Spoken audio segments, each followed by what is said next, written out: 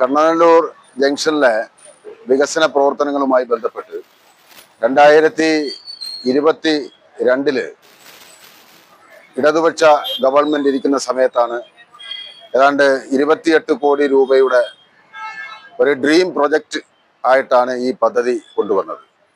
ആ പദ്ധതിയുടെ ഭാഗമായി കണ്ണനല്ലൂർ ജംഗ്ഷനിൽ 4 റോഡുകളും 150 മീറ്റർ നീളത്തില് 18 മീറ്റർ വീതിയിൽ ജംഗ്ഷൻ വികസനത്തിന്റെ പേരിൽ വസ്തു അക്വയർ ചെയ്യുകയും അതിൻ്റെ നഷ്ടപരിഹാര തുക എല്ലാവർക്കും അത് ഗവൺമെന്റ് കൊടുക്കുകയും ചെയ്തു. പക്ഷേ ഏതാണ്ട് 6 മാസം കഴിഞ്ഞിട്ടും അതിൻ്റെ നടപടികളുമായി മുമ്പോട്ട് പോകുവാൻ ഇതുവരെയും ഗവൺമെന്റിന് കഴിഞ്ഞിട്ടില്ല.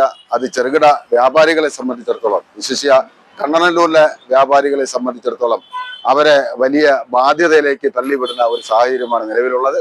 പലരും ബാങ്ക് ലോണുമൊക്കെ എടുത്തുകൊണ്ടാണ് ബിസിനസ്സുമായി മുമ്പോട്ട് പോകുന്നത്. വികസനത്തിന്റെ പേരിൽ യഥാർത്ഥത്തിൽ ഇവിടെ ബലിയാടായി മാറുന്നത് ഇവിടുത്തെ വ്യാപാരികളാണ്. അതോടൊപ്പം തന്നെ ജംഗ്ഷൻ വികസനം ആഗ്രഹിക്കുന്ന കണ്ണനല്ലൂരിലെ ഒരു പൊതുസമൂഹവും യഥാർത്ഥത്തിൽ അവരെ പോലും വിഡ്ഢികളാക്കുന്ന തരത്തിലേക്കാണ് ബന്ധപ്പെട്ട അധികാരികളുടെ ഭാഗത്തു നിന്നും യാതൊരുവിധ നടപടികളും ഈ നിമിഷം വരെയും എടുക്കുവാൻ കഴിയുന്നില്ല. അല്ലെങ്കിൽ വികസനം യാഥാർത്ഥ്യമാക്കുന്ന തരത്തിലേക്ക് തുടർ നടപടികൾ സ്വീകരിക്കുന്നില്ല എന്നുള്ള ആക്ഷേപം പൊതുവിൽ ഉയർന്നു വരുന്നുണ്ട്. വ്യാപാരി സമൂഹത്തിന്റെ യഥാർത്ഥത്തില് വ്യാപാരി വിഭാഗത്തിന്റെ ഇന്നത്തെ വ്യാപാര സാഹചര്യം പൊതുവിൽ വളരെ ബുദ്ധിമുട്ട് അനുഭവിക്കുന്ന വിഭാഗമാണ്. ഇവിടെ വലിയ വൻകിട കോർപ്പറേറ്റുകളൊന്നും വ്യാപാരം ചെയ്യുന്ന ഒരു ജംഗ്ഷനല്ല. അന്നന്നത്തെ ഉപജീവന മാർഗത്തിന് വേണ്ടി വ്യാപാരം ചെയ്യുന്ന വ്യാപാരികളാണ് ഈ വികസനത്തിന്റെ പേരിൽ ഏറ്റവും കൂടുതൽ ബലിയാടുകളായി മാറിക്കൊണ്ടിരിക്കുന്നത്. അതുകൊണ്ട് സത്വരമായി തന്നെ ഈ വികസനം യാഥാർത്ഥ്യമാക്കുന്നതിന് വേണ്ടിയുള്ള നടപടികൾ ഗവൺമെന്റിന്റെ ഭാഗത്തു നിന്ന് ത്വരിതപ്പെടുത്തണം. ഞാൻ ഇന്നലെ KRFBയുടെ എക്സിക്യൂട്ടീവ് എഞ്ചിനീയറുമായി ബന്ധപ്പെട്ടപ്പോൾ അറിയുവാൻ കഴിഞ്ഞത് ഇനിയും ഇത് നീണ്ടുപോകുമെന്നാണ്. യഥാർത്ഥത്തിൽ ടെൻഡർ എടുക്കുവാൻ ആളില്ല എന്നുള്ള ആണ് അവരുടെ സംസാരത്തിൽ നിന്ന് മനസ്സിലാക്കുവാൻ കഴിയുന്നത്. എന്തായാലും എത്രയും പെട്ടെന്ന് ഇത് ഒന്നുകിൽ ഇത് നടപ്പിലാക്കുന്നുവെങ്കിൽ അത് എത്രയും പെട്ടെന്ന് നടപ്പിലാക്കണം. അതല്ല എന്നുണ്ടെങ്കിൽ അത് ഏത് രീതിയിലാണ് സർക്കാർ ഉദ്ദേശിക്കുന്നത് വെച്ചാൽ അത് ജനങ്ങളെ ബോധ്യപ്പെടുത്തുവാൻ തയ്യാറാകണമെന്ന് മാത്രമാണ് എനിക്ക് ഈ അവസരത്തിൽ പറയുവാനുള്ളത്. കാരണം നമ്മൾ ജംഗ്ഷൻ വികസനവുമായി ബന്ധപ്പെട്ട് നിലവിലെ വിഷയം, അതായത് ഏകദേശം 9 വർഷം മുമ്പ് തുടങ്ങിയ ഒരു പദ്ധതിയാണ്. അന്നിരുന്ന ബഹുമാനപ്പെട്ട മിനിസ്റ്റർ ജയമേഷ് കുട്ടിയമ്മയുടെ സ്വപ്ന പദ്ധതിയായിരുന്നു. പക്ഷേ വളരെ പെട്ടെന്ന് വന്ന ഈ പദ്ധതി പെട്ടെന്ന് സ്ലോ ആയ ഒരു അവസ്ഥയിലാണ് നിൽക്കുന്നത്. ഈ കഴിഞ്ഞ ഓണത്തിന് ഏകദേശം 1 മാസം മുമ്പ് കളക്ടറുടെ ചേംബറിൽ വിളിച്ച് ഭൂമി ഏറ്റെടുക്കലുമായി ബന്ധപ്പെട്ട് അവാർഡ് നടത്തുകയുണ്ടായി.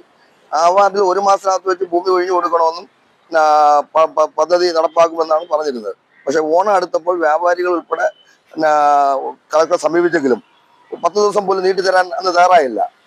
അതിന്റെ അടിസ്ഥാനത്തിൽ വ്യാപാരം പോലും ചെറുതായിട്ടാണ് ചെയ്തത്. പക്ഷേ ഇത്രയും അതിനേക്ക് അടുത്ത ഓണമാവാൻ പോകുന്നു. പക്ഷേ പദ്ധതി ഇതുവരെ നടപ്പായിട്ടില്ല. 32 കോടി രൂപ കിഫ്ബി, 32 കോടി രൂപ കിഫ്ബി അനുവദിച്ച ഈ പദ്ധതി, പക്ഷേ ഈ ഭൂമി ഏറ്റെടുക്കാൻ വേണ്ടി മാത്രമുള്ള ഫണ്ട് മാത്രമേ ഉള്ളൂ. ഇതിന്റെ പുനർനിർമ്മാണത്തിലുള്ള ഫണ്ട് നിലവിൽ ഇതുവരെ അനുവദിച്ചിട്ടുള്ള വസ്തുത.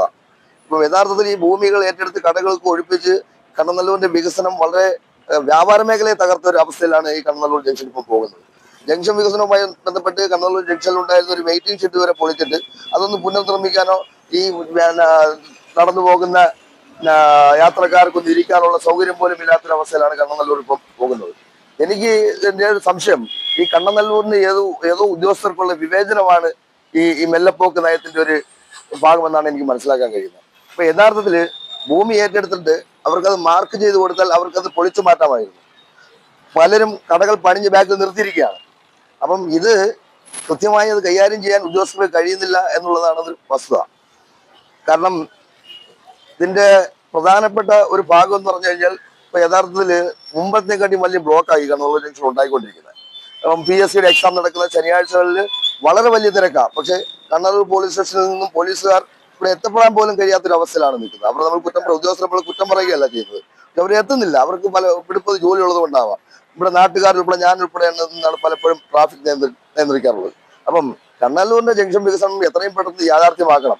ഇതിൽ ഉദ്യോഗസ്ഥരുടെ വീഴ്ചയാണ് ഇത് നടക്കുന്നതാണ് വസ്തുതപരമായ ഒരു കാര്യം.